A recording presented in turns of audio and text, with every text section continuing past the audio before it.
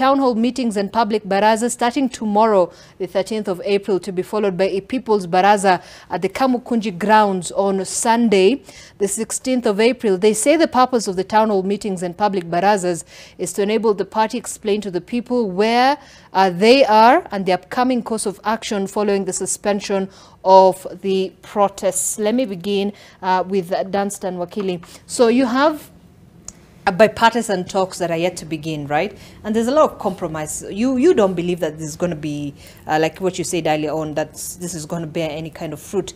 But don't you think this is sort of going against, you know, this engagement to say, look, we're going back to the people? This is how the mass protest actually began, when they said we are going to be holding public barazas and we're going to be engaging the people in a town hall conversation. But then that rolled over into the mass protest that we saw. Will this be able to give an opportunity for these people to actually sit down and air out the issues? The majority leader of two houses, Honorable Chiruyot and Honorable Ichungwa, are very clear.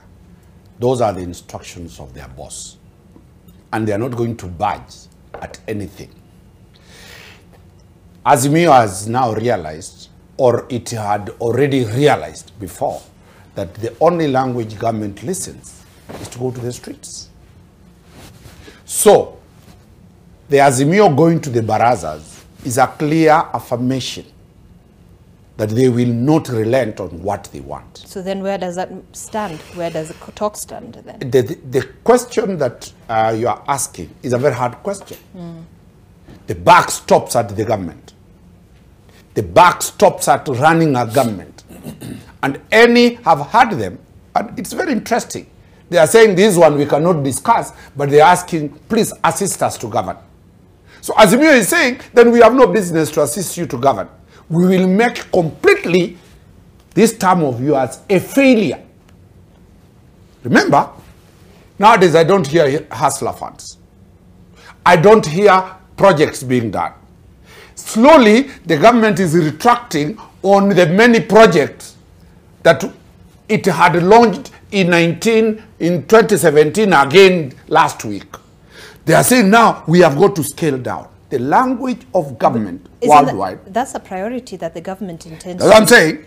I heard the president say they have now got to reprioritize projects. Because you are saying you have no money and you are launching very many projects that do not care to the Kenyan. So Azimio has taken Article 37 very, very seriously, that a government that does not listen, a government that feels entitled. And remember, this is a government of two tribes.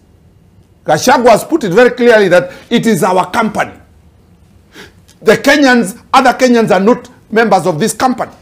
So if this is a company of two individuals, the other 41 tribes will go to the barazas. Because until this government understands that they were elected, they were sworn in to represent everybody in this country. If they are still telling us that this is a private company, and you can see the issue that we have just missed slowly, the consistent attacks on private property, the consistent invasion of people's private land, which is a policy either by them as government that they must get properties, because the poor guys, instead of working and getting hustler fund and buying land, now they are being told invade people's lands and they demarcate their land. Isn't it? It is strange. It is strange. The pattern of invasion of private property is the reason why the lenders are saying we cannot give you even money. Let us be honest. The consistent mistake of this by this government is taking us back to the streets.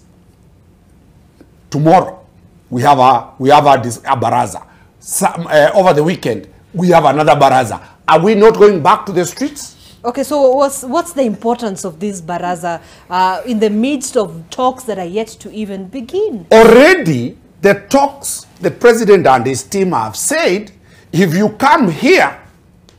So is it like if you try us, we're back to the streets? Is it? That's what I'm saying. Oh. You see, Originally, let me give this context. Originally, in 1982, when there was no way to deal with the KANU, there was an attempted coup.